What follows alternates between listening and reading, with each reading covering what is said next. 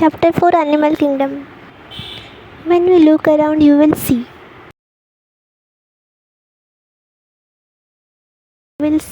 Observe different animals with different structure and forms as million species of animals have been described till now. The need for classification becomes all very important. This classification also helps in assigning a systematic position to newly described species.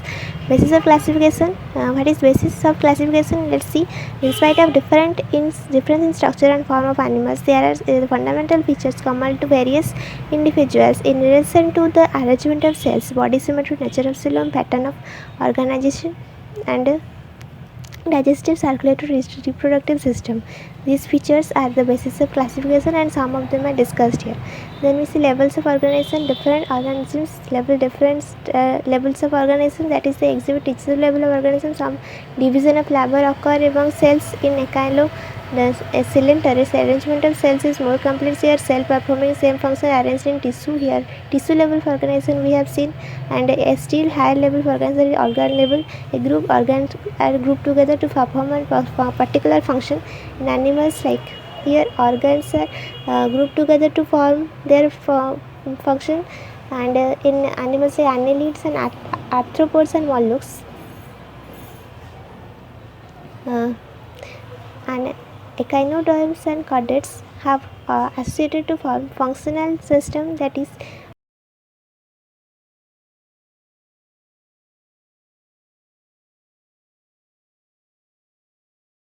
and complexities. For example, digestive system, platyhelminthes have only one single opening at the outside and inside to the mouth and anus. Here it is called incomplete type.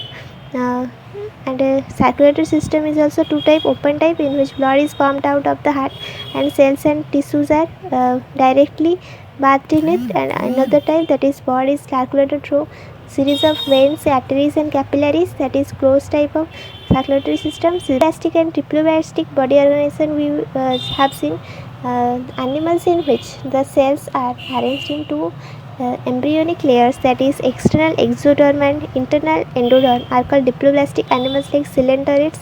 There is a third general layer between ectoderm and endoderm, that is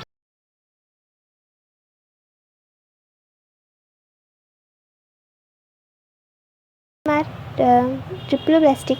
Here called is triploblastic organism, that is platyhelminthes to chordates. Then we see coelom. The presence of a cavity between the ectoderm and endoderm is called coelom. The organism possesses coelom are called coelomates. Examples are mollusks, arthropods, echinoderms, hemichordates, chordates, and the body that does not possess any coelom. And instead of coelom is the mesoderm is scattered pouch-like structure as called pseudocoelomates. Example is acylminthes, and the body that does not possess any coelom are called pseudocoelomates. Here we see notochord. What is notochord? Notochord is a mesodermal derived rod-like structure formed dorsally during embryonic development in some animals. Animals with notochord are called chordates, and those animals which do not form the structure are called not chordates. Porifera to echinoderms are the examples. Classification of animal. Here we will see in the whole chapter that the classification is of cellular level to tissue level and organ system level up to organ system level, and symmetry, that is radial and bilateral with their examples, bilateral symmetry with their examples. This is all about today.